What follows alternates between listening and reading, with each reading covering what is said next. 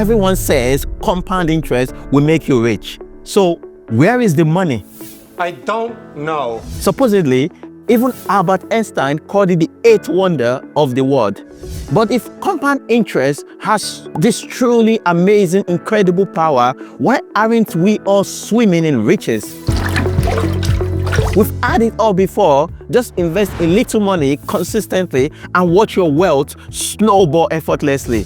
It sounds perfect, right? Maybe even too good to be true. Well, the uncomfortable truth is, it often is too good to be true.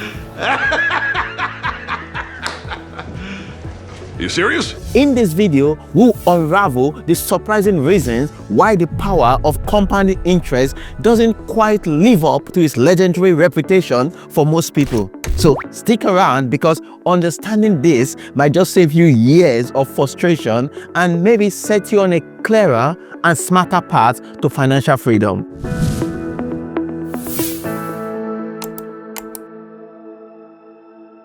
Real quick, if you're new here, my name is Chika and I make these videos to help you understand money the way the rich do, so you can start building your very own version of financial freedom. So if that sounds like something you're interested in, hit that subscribe button. And because every week on Wednesdays and Sundays, I break down money, financial markets, and how to protect your wealth. Now, let's get into it. What is compound interest? Let's start off with the basics. Compound interest is when you earn interest not just on your money, but also on the interest you've already earned. Over time, this creates a snowball effect that's supposed to grow your wealth faster and faster.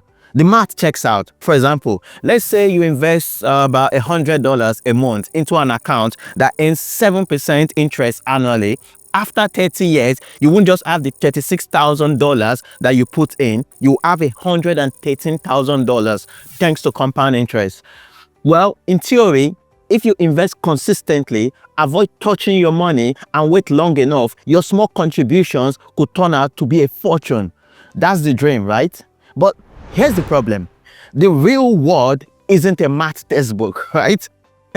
There are hidden assumptions built into these promises, assumptions that rarely match with how most people actually live, spend, and invest. And that's where the whole story starts to fall apart.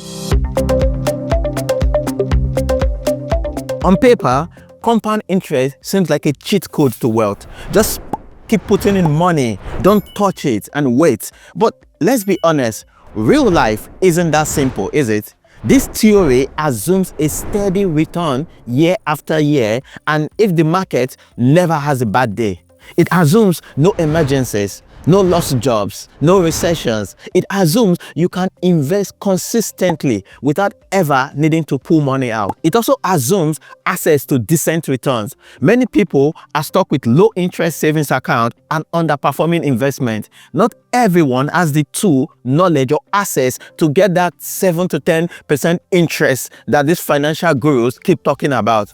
In reality, markets go up and down. Life throws curveballs, and most people are juggling debts, bills, and inconsistent income. Compound interest works beautifully in spreadsheets and calculators, but for most of us, we don't live in spreadsheets. Let's talk about some real-world stuff that gets in the way, because it's not just about bad luck or poor discipline. There are structural issues that make it harder for everyday people to benefit from compound interest. The first one is inflation. Even if your investments are growing, the cost of living are also rising. So your money might be growing on paper, but losing value in the real world. The second one are fees. Investment platforms, fund managers, and financial advisors often take a cut. These small percentages may seem harmless today, but over decades, they can quietly shave off thousands of your returns. Third, taxes. Unless you are investing in a tax-sheltered account like the ISA in the UK or the Roth IRA in the US, capital gain taxes can take a serious bite out of your earnings, especially when you're ready to withdraw that money. And then there's life itself. Emergencies happen. People lose their job, get sick, and need to take care of their family. It's hard to let your money sit untouched for 30 years when your car breaks down or your rent just doubled. These aren't rare events, guys. These are the part of human experiences, and they made the clean, uninterrupted growth curve of compound interest nearly impossible for the average person to follow. Now, let's talk about the rich. Here's where the story changes, because for the wealthy, compound interest actually does the work the way it's advertised. Why? Because they can afford to leave their money alone. They don't need to pull it out for emergencies. They have enough cash flow to cover life surprises without touching their investments. They also have better assets. High net worth individuals often have private wealth managers, tax shelters, and access to exclusive investment that yield returns with lower risks. They avoid those high fees and bad advice that eat into the average investor's gain. And most importantly, they start big. When you are compounding 500,000 instead of 5,000, the results grow exponentially. The snowball is already massive before it even starts rolling. So let's break it down. Think of it this way. If you invest 5,000 at a 7% annual rate for 30 years, you end up with just under $38,000, right? Not bad, but it's not really life-changing, is it? Now, take that same 7% return, but apply it to $500,000. After 30 years, you are looking at 3.8 million. Yes, compound interest works, but like many financial tools, it works best when you're already ahead. Alright, so if the average person can't rely on compound interest alone to get rich, what's the takeaway? Should you just all give up altogether and throw it all away? Well, not at all. Compound interest may not be magic, but it's still a very useful tool. The key is managing your expectations and setting it up in a way that works for your life. Start small, but start early. Even $50, $100 a month can make a big difference over time, especially if you are consistent. The earlier you begin, the more time your money has to grow. Secondly, keep your costs low. Use low-cost index funds or ETFs like the S&P 500 instead of those actively managed mutual funds. Those tiny percentages you save on fees will add up big time over years. For example, a 1% annual fee on a $100,000 investment growing at a 7% over 30 years could cost you nearly $80,000 in lost returns. That's money quietly leaking out of your future into someone else's pocket. Next, automate your investment. Set it and forget it. The fewer decisions you have to make, the less tempted you will be to pull your money out when things get tough. And then, don't forget about inflation. Try to invest in assets that can beat inflation over time.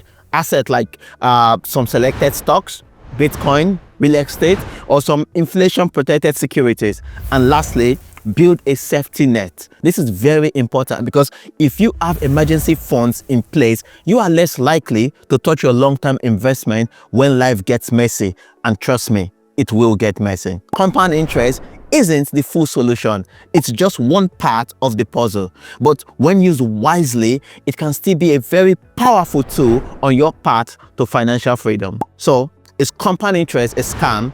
No, it's not a scam. It's not a lie, but it's also not a guaranteed golden ticket. It works best for people who are already financially secured, and that's something we really need to be honest about. But rather than throwing out the idea altogether, use it wisely.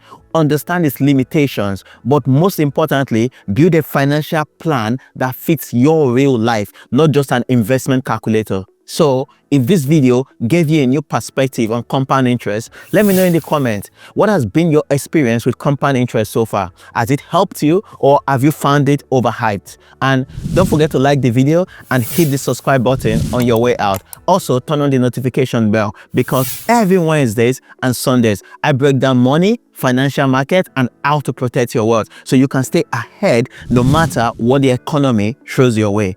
Thank you for watching, and I'll see you in the next one.